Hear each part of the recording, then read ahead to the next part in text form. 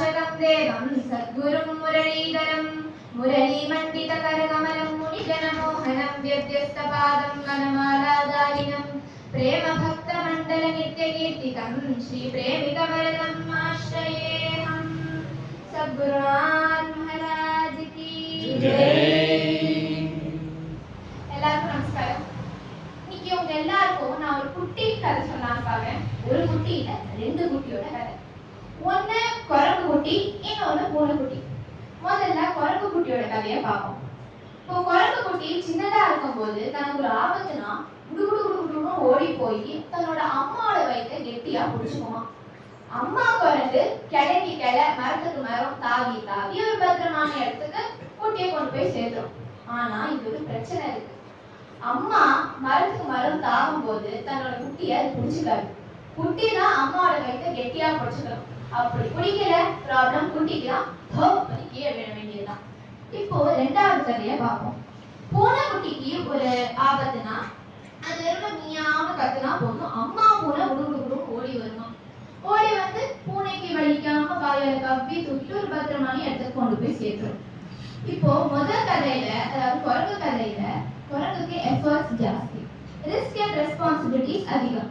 ஆனா ரெண்டாவது கதையில பூனைக்கு எஃபர்ட்டே இல்லை, வலியே இல்லை, வேலையே இல்லை.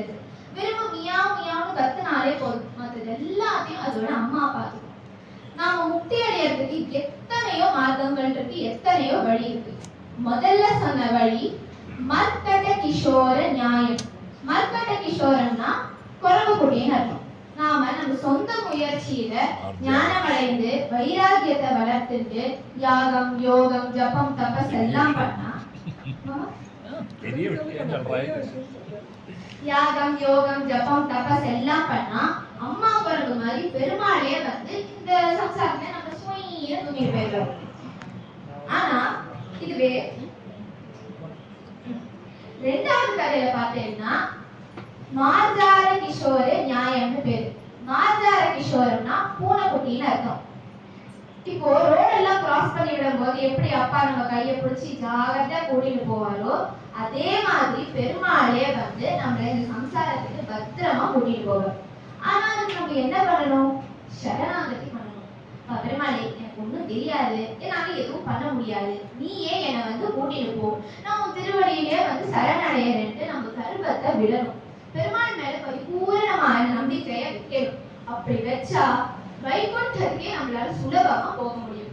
அப்ப நம்மளுக்குள்ள ஒரு கேள்வி வரும், இப்படியாவது கஷ்டப்பட்டு நான் எதுக்கு மோட்சத்துக்கு போகணும்? நான் இவ்வளவு ஜாலியா இருக்கேன், ஏசி போட்டிருக்கா, ஃபேன் போட்டிருக்கா, பிரசாதம் தர போறா, நான் இங்க இவ்வளவு சௌகரியமா இருக்கேனே, நான் எதுக்கு மோட்சத்துக்கு போகணும் அப்படின்னு.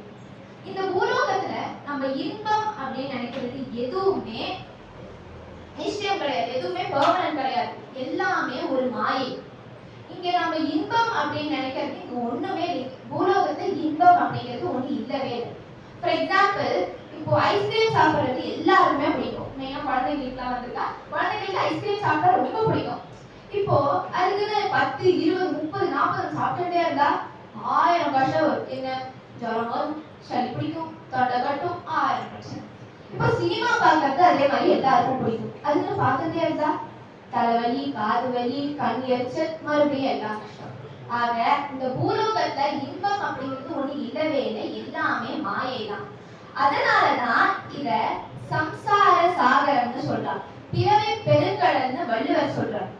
இது வந்து ஒரு டீப் ஓஷன். இந்த ஓஷனை நீந்தி கரை சேர்றதெல்லாம் முடியவே முடியாது. சரி, ஷிப்ல ஏறி டிராவல் பண்ணலாம்னு பார்த்தா நம்ம கிட்ட இருக்கிறதோ வெறும் ரிலேஷன்ஷிப் தான். ஒன்னு ஃப்ரெண்ட்ஷிப், இன்னொன்னு ரிலேஷன்ஷிப். இந்த ரெண்டு ஷிப்லயுமே பெனிஃபிட்டே இல்ல, ஃபுல் ஆஃப் ப்ராப்ளம்ஸ். அது என்ன ப்ராப்ளம்னு பார்த்தா, இந்த ரெண்டு ஷிப்லயுமே டிராவல் பண்ணணும்னா ஒரு ஃபிஷ் பயங்கரமா வந்து தாக்குமா. அது என்ன ஃபிஷ்? அதுதான் செல்ஃபிஷ்.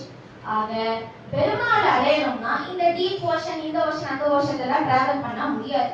இதுக்கு ஒரு ஸ்பெஷலா ஒரு ஓஷன் இருக்கு. அது என்ன ஓஷன்? அதுதான் டிவோஷன். அந்த ஓஷன்ல டிராவல் பண்றதுக்கு ஒரு ஸ்பெஷல் ஷிப் இருக்கு, அதுதான் வர்ஷிப். ஆக பெருமாள் அடையணும்னா நம்ம அவர் மேல பக்தி பண்ணி சரணடைந்தா பெருமாளே வந்து நம்ம மோட்சத்துக்கு கூட்டிட்டு போவார். இதுதான் இருக்கிறதுலே சுலபமான மார்க்கம். இதுதான் பக்தியின் பெருமை.